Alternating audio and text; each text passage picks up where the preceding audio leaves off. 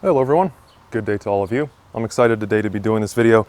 Going to be doing a review on Nefarious Arms barrels. Specifically, the one I have here is a 16.5 light profile MR556 barrel. So this one's a little unique. For a bit of backstory on Nefarious Arms as a whole, they do a bunch of custom barrels, mostly for the MR556 or the 416.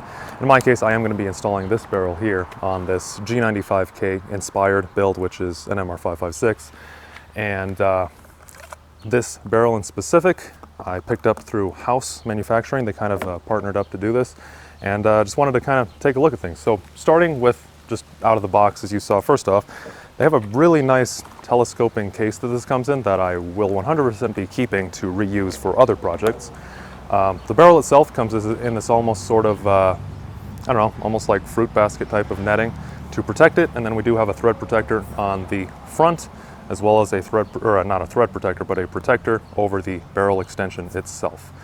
Now, there is a lot of customization you can do when you purchase these barrels. I kept mine pretty basic. I really actually quite like the light profile just as it is from the factory of the MR556 barrels as I have here. So really the biggest allure to me for this, the reason I got this was because this is actually chrome lined. So to show you that first, and then I can kind of talk about some of those other features here, just removing these protectors, which are quite tight. If you look right here on the muzzle end, you can actually already see quite well with this lighting too. You can see through it, you can see how shiny it is, but most importantly, see that little silver gray sort of ring there. We do have that chrome lining, of course, all the way through. You can see it a little bit harder to see here, but this is chrome lined, which has been my biggest complaint, and I know it's been a lot of people's biggest complaints on these MR556s, is just that the barrel is not chrome lined from the factory, HK USA. So it's nice, I get to keep all the kind of low weight, just nice balanced. Just the nice things about this MR556 barrel. Got this in this barrel now too. So same profile, but it is chrome lined. Now, as I was saying, there are a lot of customizations you can do, and I think they do kind of offer this on quite a few of their other barrel options as well. So first off, Nefarious Arms is a company, as I said, they do a lot of different barrels for the 416. You can get all sorts of different ones. I know, for example, they make like an M27 IAR clone barrel, which is a pretty heavy profile. They make kind of the older SOCOM profile of barrels, and they have a lot. They have absolutely quite a nice catalog. And for some of the customization, at least as it would have potentially applied here had I chosen it. For example, so this here, 16.5, just regular, pretty much straight from the factory. They just refinish it. Nefarious Arms does. They refinish it and then chrome line it. But you could have this chopped down to be a shorter length if you wanted. You could have them reprofile it. Usually, at least, I know they offer that. Now, I'm not sure how well that would work, at least on this barrel, given that it's already such a low, such a light profile. There's not a huge amount of material there to work with, but generally they can do that. One other quite cool thing is if you either have an MR223 or a HK 416A5 clone, which I don't. This pretty much follows the older 416 specs as an MR556. But if you do have one of those, you can request that they put the different type of barrel extension on, because the 416A5s do have that different type of tab. As you can see here, I just have the regular one, but you can get that wider one, which is quite nice. I haven't done anything with this barrel yet. I kind of just did, my own unboxing to make sure there was no glaring issues, and everything looks good here. So I'm going to go ahead and before I even install this, I am going to clean this. Even though this is a really nice barrel, regardless of who makes it, I always do clean the barrels and oil them prior to installation. It's a good habit to be in. But once I do that, I'm just going to get everything installed, put together, then we'll take this out to the range, and I'll see if there's any issues, and we'll talk about it, and I'll report back. So I was thinking I'm going to go ahead and actually show the cleaning of this, because it's not going to take that long, and it'll also be a good way to just check how much kind of work did Nefarious Arms themselves put into this prior to sending it. So we're just going to soak this in solvent first and run a solvent patch through it and just see how that is. And then I'll finish up with some oil. One other thing, also kind of very important, did forget to mention almost, on one of the features you can request is you can request them to remove the so-called deny tab, which is the full auto blocking extension on these MR556 barrels, which just prevents you from using those full auto bolt carrier groups. As you can see, I actually did request that they remove it on mine, And you can just see where it used to be is just that little mark right there, but this is totally flat. You can't even feel it. This has been finished over. And yeah, you could use an actual full auto bolt carrier group in here now, which is quite cool. All right, some classic Hoppe's number 9, not a huge amount.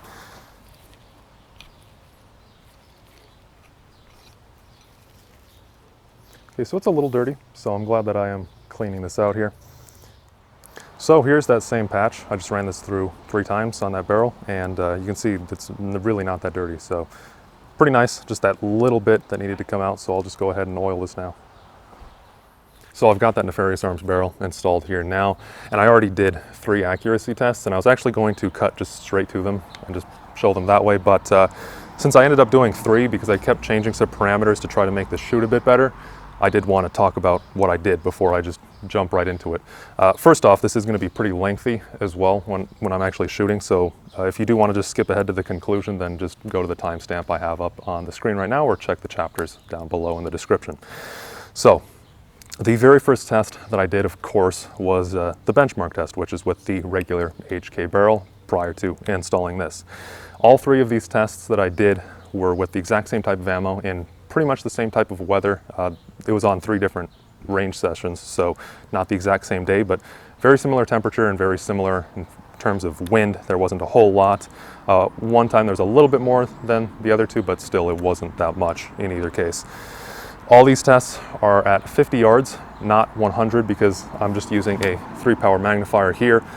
Usually, I've noticed that just can't see it as well myself, so I'm introducing a lot more human error if I do the test at 100. So I'm doing it at 50 instead, and I'm still going to be measuring everything in MOA and mils, so it's still going to be a perfectly valid test, and it'll still be a very good point of comparison. So another thing, each test is done with 10 rounds of 69 grain Sierra tip Match King. I also did test quite a few other types of rounds as well, but the one that consistently shot the best was the Sierra. So that is what I'll be talking about. As I said, the very first test was with the original barrel. The second test, I did 2 groups because I just didn't feel like I shot the very first one very well. And then I did the exact same thing over right here on this left bullseye.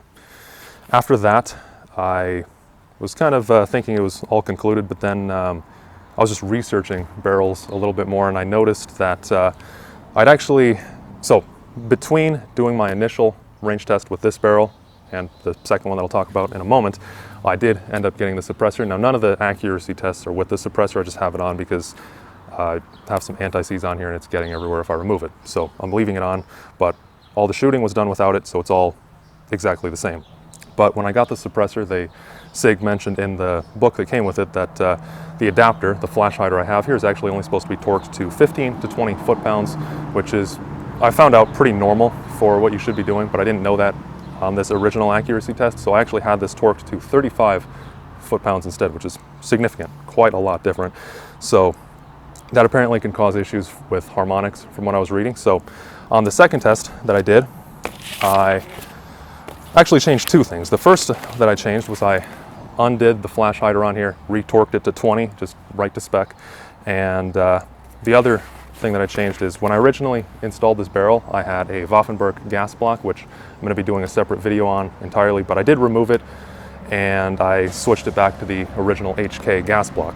Now, the gas block shouldn't make a difference, but just did want to mention it. So there was 2 changes here, and then I redid the test, and this it actually shot way better on the second test. So I'm going to go ahead and play the shooting footage now. As I said, if you want to skip ahead, because this is pretty long, but I wanted to include it all just to, show that I did it. Then yeah, go ahead and skip it if you want. But I'm going to start, how I'm going to play this, so the order that you'll see these tests in, I'm going to start with the benchmark test with the HK original barrel, non-chrome lined.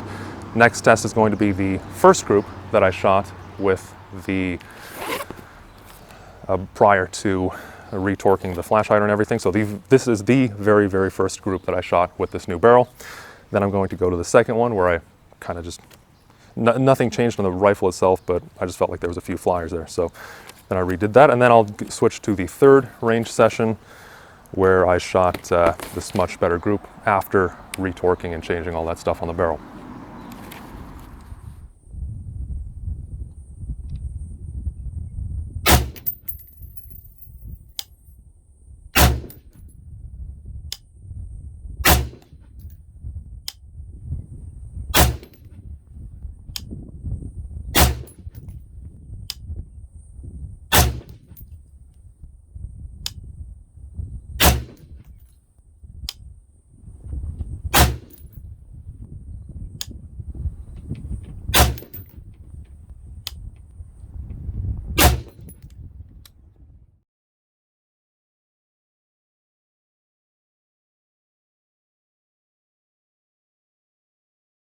but I'm going to be firing at the bottom right now. I'm going to be using 69 grain Sierra tipped Match Kings.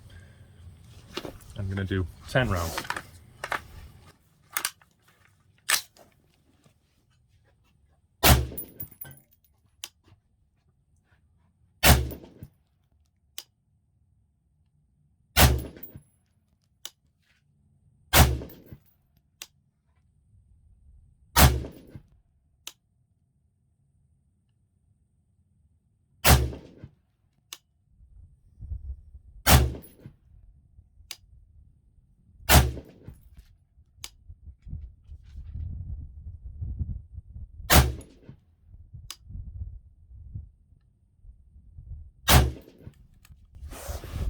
All right, let's go see how those did. I'm going to be firing at the bottom left bullseye. The previous group was at the bottom right. So here we go.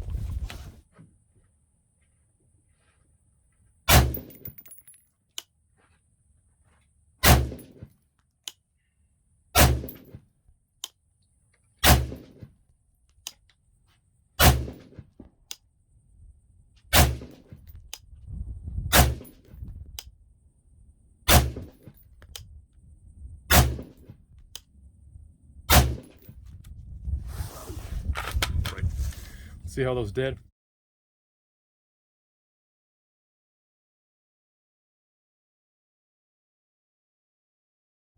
So starting out here, the exact same way, I have 10 rounds of Sierra tipped Match Kings, 69 grain. I'm just going to aim these at the center bullseye to start. There is 2 rounds already in the target because I was just doing some function checks just to make sure, since I changed the gas block, to make sure there's no gassing issues. And there's not, unsurprisingly, but did just want to make sure. So those 2 marked down there with an eye, those are the initial function check. I'm just going to ignore those.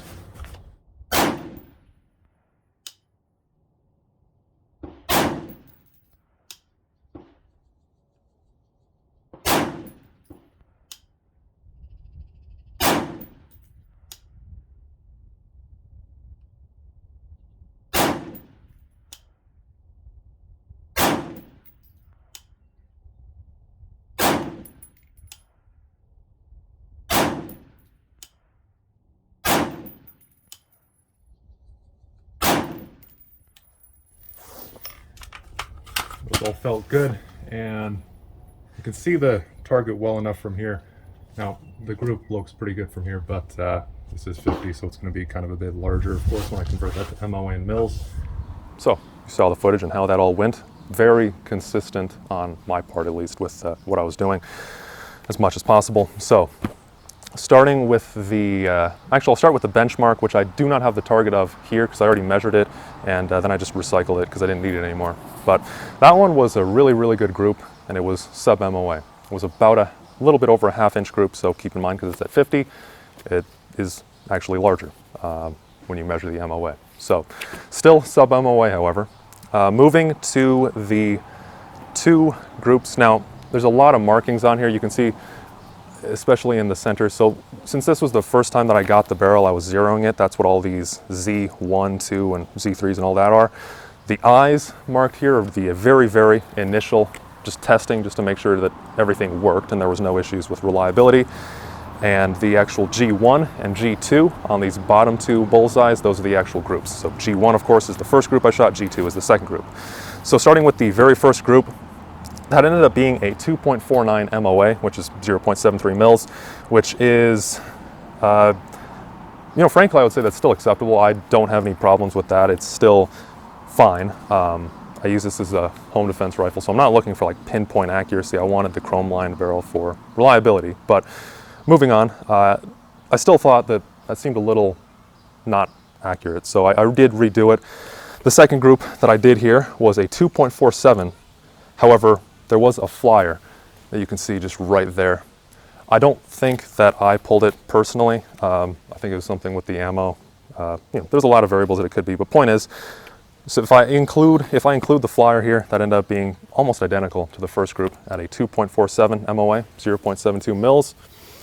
If I exclude the flyer, however, it drops to a 1.6 MOA or 0.46 mils. That was it for the very first range session, and then after changing those parameters of the gas block and the flash hider torque, redid it, and There are several groups here because I was testing different types of ammo, but for the one in the center is the one that we'll look at, Sierra tipped Match King's 69 grain. I did also try the 77 grains, which are in the top left here, which did not shoot very well at all. But the 69 grains are 1 inch group, so that ends up being a 1.57 MOA. And this time you can see there really isn't any particular flyers. So 1.57 MOA, 0.46 mils. So I like that a lot better. The previous group that I had measured from the last range session was about the same, but that was excluding the flyer. So I don't like that as far as statistically go. I feel like it's kind of a bad group, and I did want to redo it. So pretty much what we can conclude is this barrel as accurate as the HK one? From what I've tested so far, no. However, I'm not going to say it's conclusively not as accurate. The reason for that is because whenever you change anything on a barrel, you know, just slight differences, it changes the harmonics. So in theory, this could still be as accurate as the HK barrel, just with different ammo. At least with all the ammo, however, that I tried, it's not as accurate as the HK was. Now, the 77 grain Sierra Tip Match Kings, the Barnes over here, those never really shot well in this barrel. So if I'm comparing apples to apples in the exact same type of ammo, this is less accurate. I think 1.57 MOA is, at least for what I'm using this for, it's totally acceptable. I have no problem with that. 2.5 MOA, the original one that I was getting, which, you know, I'm not really going to count because there were issues with those groups, especially. It does seem like retorquing the flash hider did improve the accuracy. So 2.5 MOA, not as good, but still would have been acceptable. But 1.5 MOA, 1.57, 1.6, if you round up, that's really, really good in my book. So of course, it's a lot more corrosion resistant now with the chrome lined barrel. You can shoot more types of ammo in it, worry less about having to clean it constantly, and also less of a risk of the apparently high round count. I've heard a lot of people say this, that the high round count MR556 barrels, the HK actual factory ones, apparently they get some issues with keyholing because you need to clean out the copper fouling. In the case of this chrome line, that shouldn't be an issue. It shouldn't build up as much to cause that sort of thing to happen. I had no issues with the installation itself. It was difficult, but as far as, you know, reliability, everything's working fine. The accuracy is still perfectly acceptable, so I think this barrel is great. But as I said, it really depends on your use case because it is objectively less accurate from what I found so far, with that little caveat that maybe other bullets might be more accurate. But from everything I've tried that I have on hand, it's not. Thank you all for watching. Let me know if you have any other questions in the comments below, or if you wanted to ask about anything else. It's always good to see those. And thank you for watching, especially if you got this far, because most people do not. And I hope to see you all in the next one. Take care, and I'll see you all then.